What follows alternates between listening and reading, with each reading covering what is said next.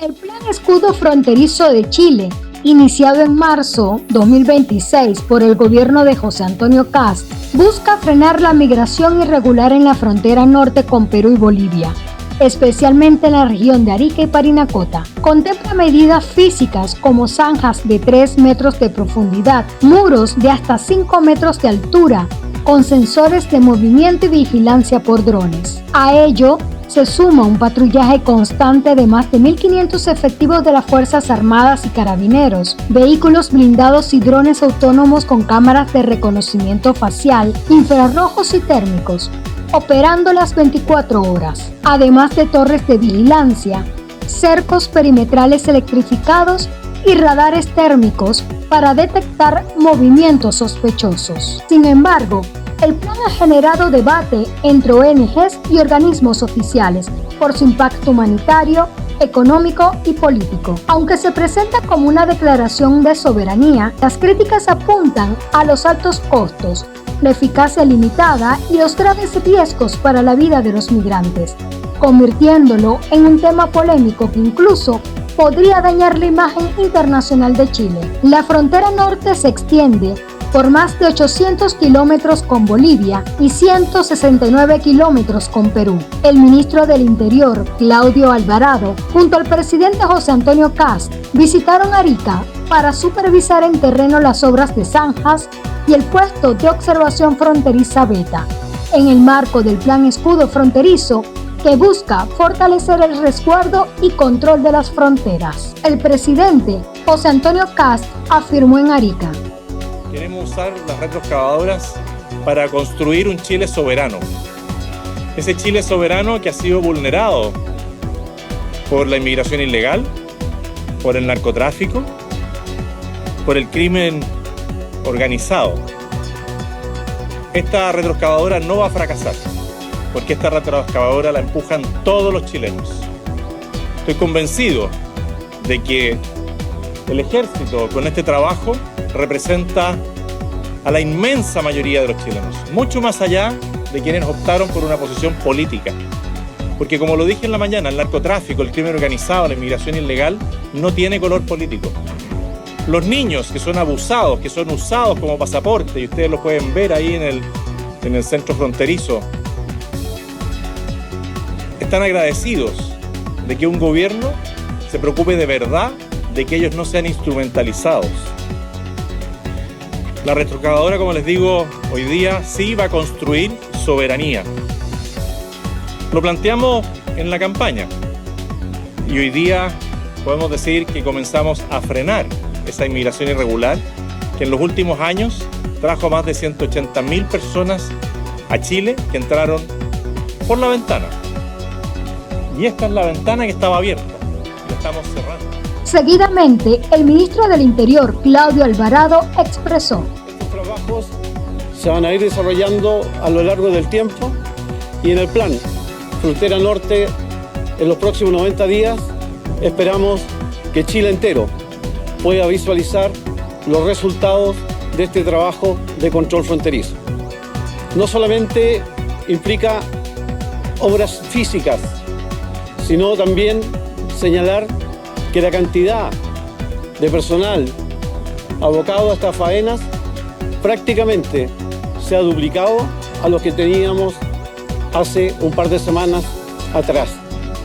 De los pasos fronterizos no habilitados, que son del orden de 90, vamos a subir de 50 a 75 el control migratorio irregular. Y la cantidad de obras físicas que se van a realizar por esta división del ejército van a pasar prácticamente de 3.000 metros a más de 30.000.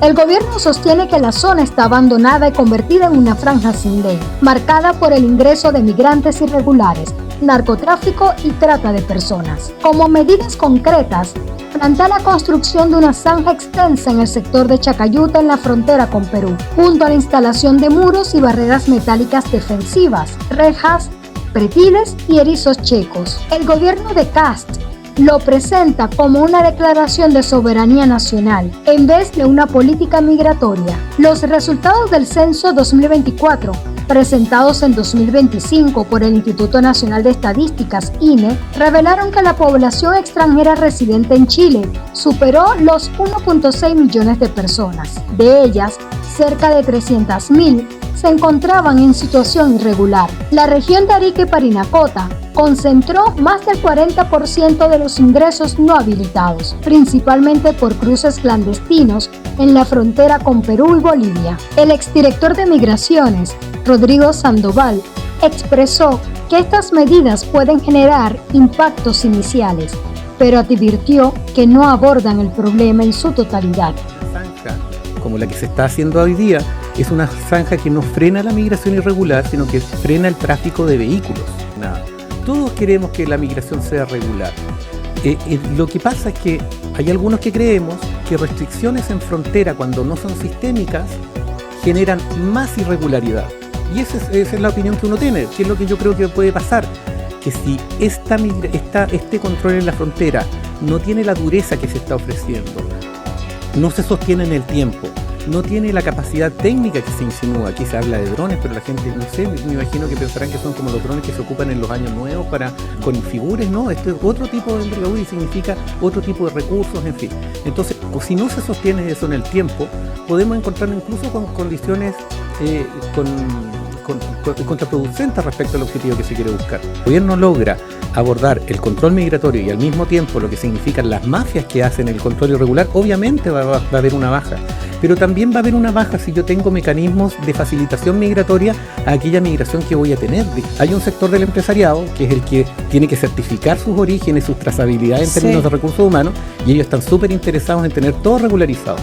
Pero también hay un sector de la economía, hay un sector de los servicios que nosotros consumimos a diario que se subsidia en buena parte por la migración irregular. Diversos especialistas advierten que estas medidas podrían duplicar los decesos de migrantes, al obligarlos a tomar rutas más peligrosas. El Servicio Médico Legal y la Organización Internacional para las Migraciones en Chile revelan un aumento de fallecimientos y del hallazgo de osamentas en la zona norte, consecuencia de las condiciones extremas del desierto, deshidratación e hipotermia. El riesgo es claro, el plan podría agravar esta situación, forzando a los migrantes hacia pasos inhóspitos y no habilitados, donde su vida estaría aún más expuesta. Human Rights Watch ha advertido reiteradamente sobre los riesgos de endurecer las políticas migratorias. En su informe mundial 2026, la organización denunció que varios gobiernos de la región,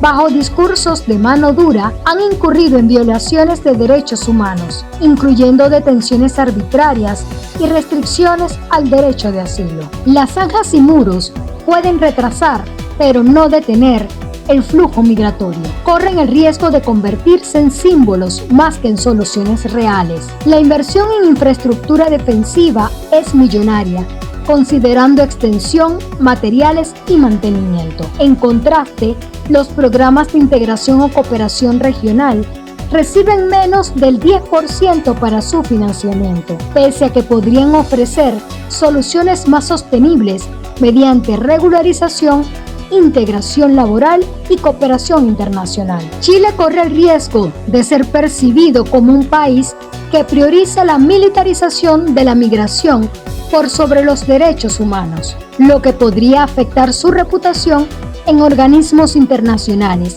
y en acuerdos regionales de cooperación, como la Declaración de Quito, que promueve la movilidad humana con enfoque de derechos. La experiencia internacional refuerza las dudas. En Estados Unidos se invirtieron millones de dólares en la construcción y refuerzo del muro fronterizo con México. Sin embargo, el flujo migratorio no se detuvo y las muertes en el desierto de Sonora aumentaron. Casos comparables muestran que los muros reducen parcialmente los ingresos irregulares, pero desplazan la migración hacia rutas alternativas más peligrosas, incrementando muertes y tráfico ilegal. En Chile, con una frontera norte que supera los 800 kilómetros, cubrirla completamente con infraestructura física parece inviable. La pregunta de fondo sigue abierta. ¿Estamos defendiendo soberanía o levantando muros contra nuestra propia humanidad?